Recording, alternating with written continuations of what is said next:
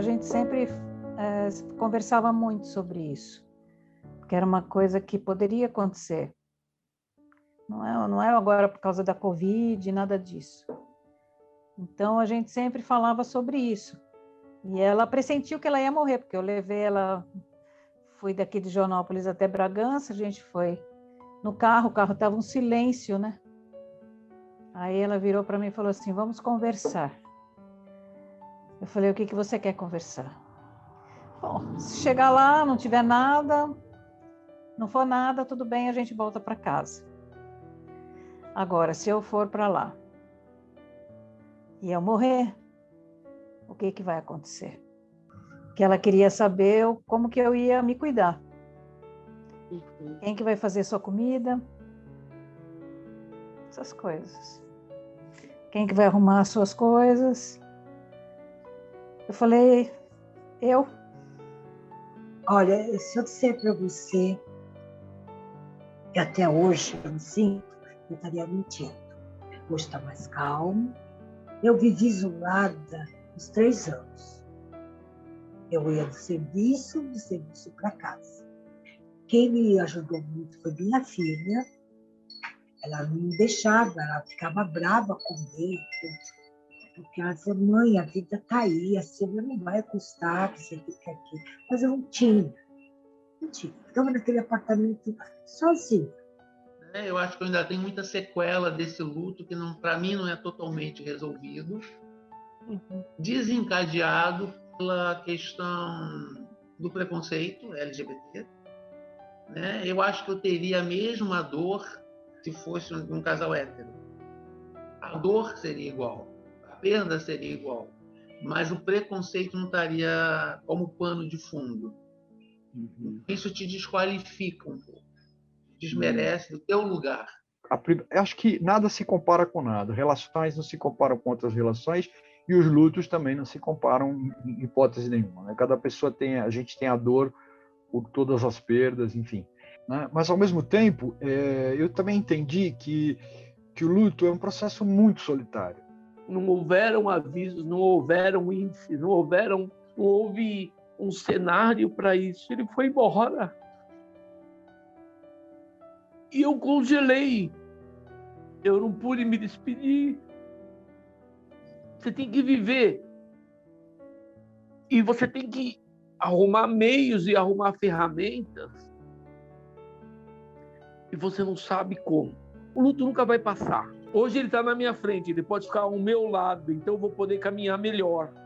Mas ele nunca vai ficar atrás, me empurrando. Vai, você está livre. Não. Ele é o amor da minha vida. Eu vivi com ela 35 anos. Foi a melhor coisa que podia ter acontecido na minha vida. Vivíamos 24 horas por dia juntas. Fazíamos tudo juntas. Tudo, sempre, desde o início. E ela era uma pessoa de muita personalidade mesmo. Quando ela faleceu, muito disso ruiu. Ou pelo menos que eu achei que ruiu. Eu achei. Não é verdade. Eu vejo que eu consigo dar conta no dia a dia do mesmo jeito. Mas, às vezes eu me pego assim, nessa coisa de sozinha, e fica difícil. Porque quando você tem assim um pilar junto com você, é fácil. Eu estou numa casa que ainda não é minha. Tem caixas fechadas ainda. Andar nela é difícil. E eu entro em desespero quando eles vão no meu apartamento, onde nós sempre moramos, dizendo que eu teria 2 meses para sair de lá. O quanto eu estava sendo torturada, eu assinei um documento e depois eu entrei no processo, como eu sendo coagida psicologicamente, eu abri a mão do direito de moradia.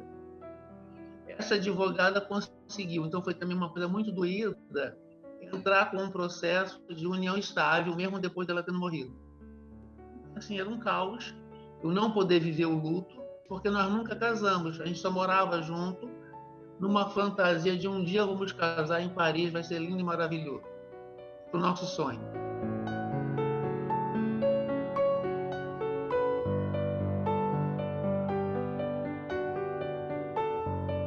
Essa foi uma história muito complicada, porque no momento que ele morreu, eu também descobri que era soro positivo.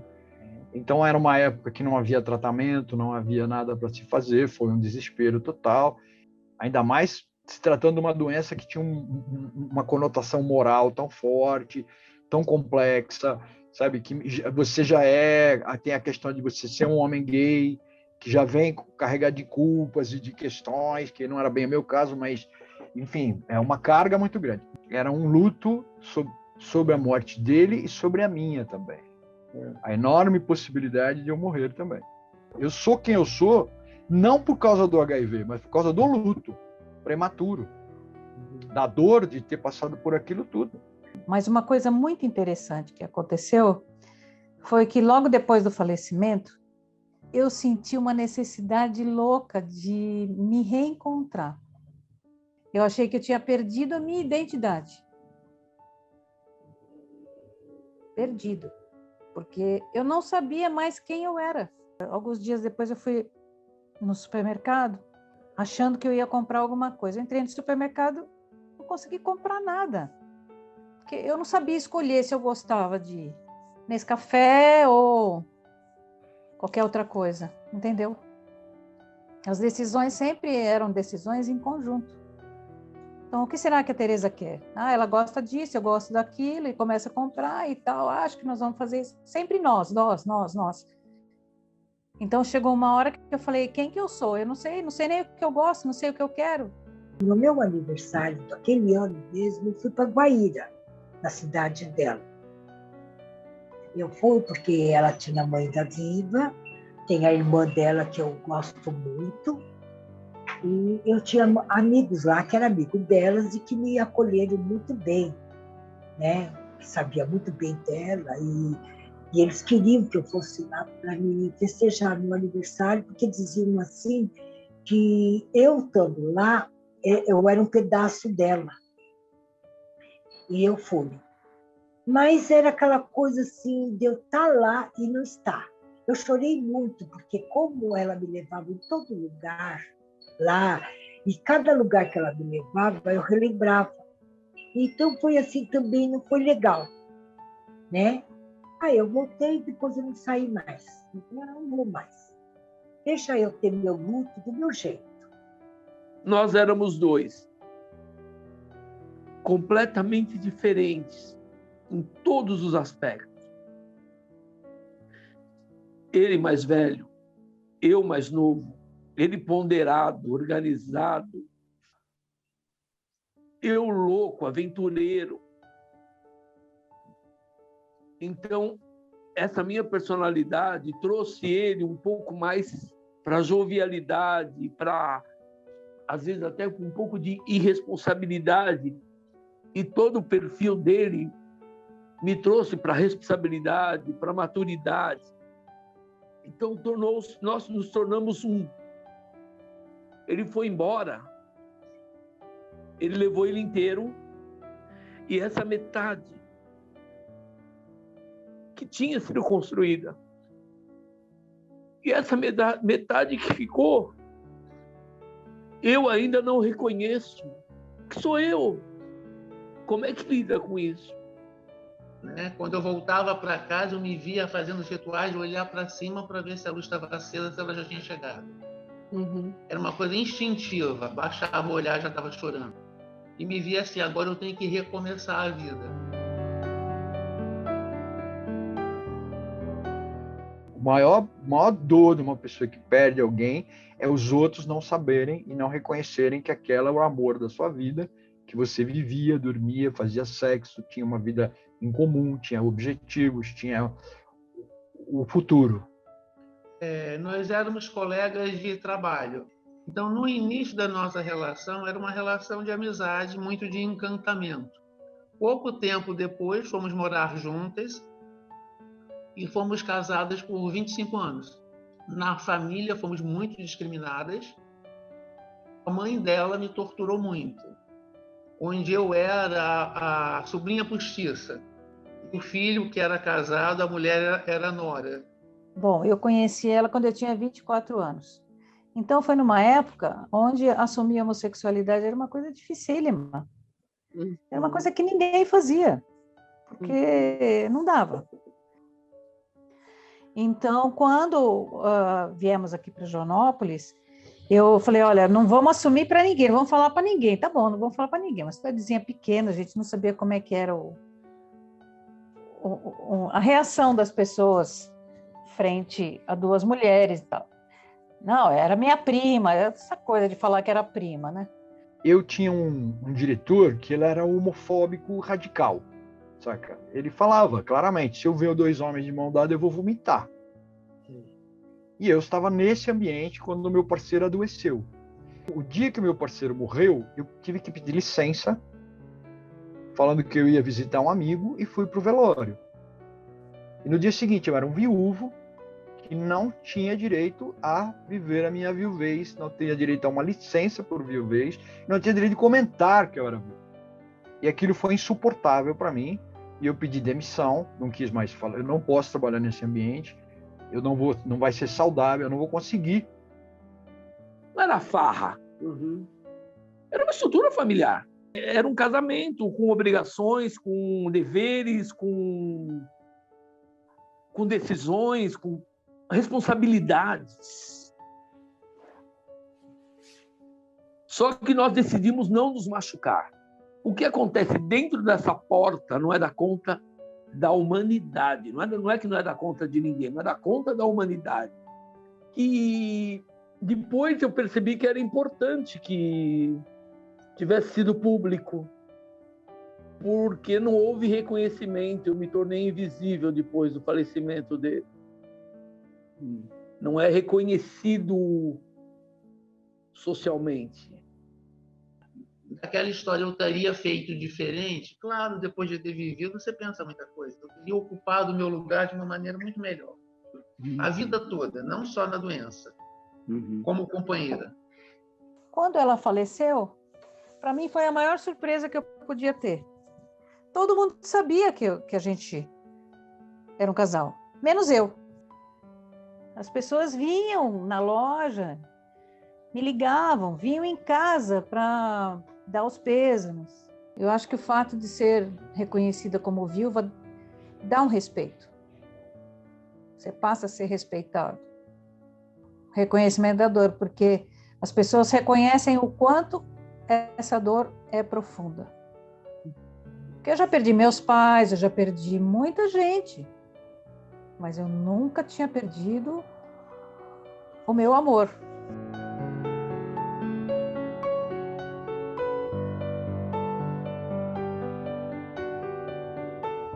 Quando ele foi internado, ele era muito vaidoso, né? Um homem muito bonito e tal. E ele ficou muitos dias sem fazer barba. Eu falei, Cícero, eu vou chamar o... Porque ali tinha um rapaz que passava, um barbeiro, que passava todos os dias para fazer a barba, cortar o cabelo e tal. Eu disse, Cícero, eu vou chamar o barbeiro para ele fazer sua barba e cortar um pouquinho seu cabelo, que ele era bem calvo, mas tinha um cabelinho aqui. E ele falou, tá bom. Aí eu chamei o barbeiro, aí o barbeiro entrou, quando o barbeiro olhou para ele, falou, eu não posso atender. Virou as costas e foi embora. Eu entendo isso, gente. Era uma época muito difícil. Ninguém sabia exatamente o que era aquilo. E aí eu peguei e fiz a barba dele. Essa, para mim, é uma cena que eu não vou esquecer nunca mais, porque ele causou muita dor nele o rapaz não ter feito a barba para ele. E aí eu pegava, tocava nele, dava beijo, ficava junto, tal, para ele entender que aquilo era uma coisa de fora, não era de dentro da nossa casa. Porque eu fui falar assim, você quem é? Aí pela primeira vez eu falei, eu sou a companheira dela. Porque eu pensei, porra, se acontecer alguma coisa, eles não vão deixar eu ficar perto. A partir daí, eu fui muito respeitada. E aí as meninas então me chamaram, as duas enfermeiras que estavam ali com ela. Olha, ela voltou à consciência, você quer falar com ela? Eu falei, quero. Olha, foi uma coisa assim de 40 segundos. Aí a gente ainda se despediu. Eu disse que eu amava muito ela. E ela disse que me amava também. Depois ela fechou os olhos, adormeceu. Pegaram ela, levaram para o cateterismo. E lá ela teve outra parada cardíaca e não conseguiram mais voltar. Então, assim, até isso, eles permitiram que eu ficasse, que eu tivesse esse momento com ela. Poderia ela não ter falecido, mas ela faleceu. Se eles não tivessem permitido a minha entrada, eu teria perdido essa oportunidade, que foi uma coisa... Eu nunca vou esquecer ela dizendo que ela me amava. Nunca. Eu acho que é uma situação muito rara isso. Você ainda poder se despedir da pessoa. Ela levantou cedo, me deu um beijo aqui nesse rosto que até hoje eu não esqueço. E ela disse assim, fica com Deus, eu te amo. Eu estava meio dormindo, mas eu até hoje esse beijo está aqui. E esse te amo está até aqui hoje, ouvindo muito suave. Ela falou muito baixinho. E foi. Não, ela foi trabalhar. Cada vez mais o amor foi crescendo. Mais ainda, a gente viajava, ela me protegia muito. Sabe aquele amor gostoso que você diz assim, meu Deus, eu acho que tudo podia acontecer na minha vida. Nossa, eu nem posso te dizer que delícia, que delícia.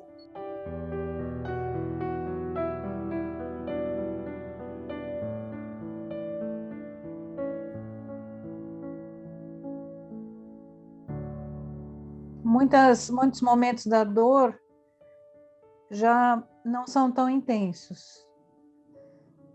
Só que, em compensação, a saudade é dilacerante. Sabe que todo mundo fala, assim, que a saudade dói? Ela é física. E hoje eu falo tranquilo, apesar de eu sentir ainda, né, que eu gostaria de que ela estivesse ainda aqui ao meu lado. É um amor muito lindo ainda. Eu sempre falo, ela está me esperando. Onde ela estiver, está esperando. Chore seu luto em público. Jamais esconda que você é uma pessoa enlutada, que você perdeu o amor, ou por morte, ou por separação. Torne pública as suas relações. Mesmo que você for uma pessoa reservada, para os seus amigos, para os seus familiares. É um absurdo uma pessoa perder um ente muito amado, muito querido, alguém que dorme com você, e a família não poder não entender que isso é um luto. Chore em público. Em termos da discriminação, não se deixe pressionar, tenha um bom advogado junto, antes de você assinar qualquer coisa. Estou vendo o aspecto legal. Eu me ferrei muito, todo o desgaste financeiro, esse documento que assinei. O desgaste seria menor. Eu teria sofrido do mesmo jeito, mas sem perder tanto dinheiro. Eu diria, em caso de preconceito, primeiro a máscara em você. Se preserva. Depois você vai cuidar dos outros, senão você vai morrer junto. Eu acho que parte de mim morreu porque eu não respeitei. E eu venho resgatando essa parte para eu voltar a ser inteira. Com cicatriz, né? Eu diria que hoje eu sou quase inteira. Ainda não sou inteira, mas sou quase. Procure o seu grupo. Você vai conseguir o apoio com um grupo LGBT. De verdade. Primeira coisa. E, em segundo lugar, uma terapia. De alguém que tenha o conhecimento sobre o luto, que vai conseguir entender e direcionar melhor isso. Acho que sem isso fica muito difícil. Então eu aprendi com o luto que eu não passo nenhum dia sem falar para as pessoas que eu amo, que eu as amo. Nenhum dia, cara. Sabe, não é muito o que as pessoas podem fazer pelas outras que estão com dor. Sabe, pega na mão, você não tem que fazer nada, você não tem que dar nada, você não tem nada.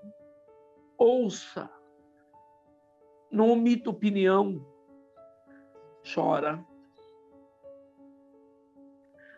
Chora porque tem muita lágrima para sair.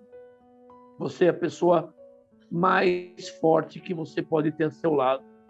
Viver esse luto, eu acho que a gente tem esse direito de viver. Viver esse luto, mas não se abandonar. Não abandonar a si próprio mesmo. É viver, lembrar de coisas boas que conviveram juntas, ou juntos, né? Porque viver é lembrar cada momento bom, né? E dar a bola para cima, sabe? Não se esquecer de você. Eu tentei quase esquecer de mim e não foi bom. Ainda bem que eu tive amigos, minha filha, que me ajudou. Porque senão não era legal.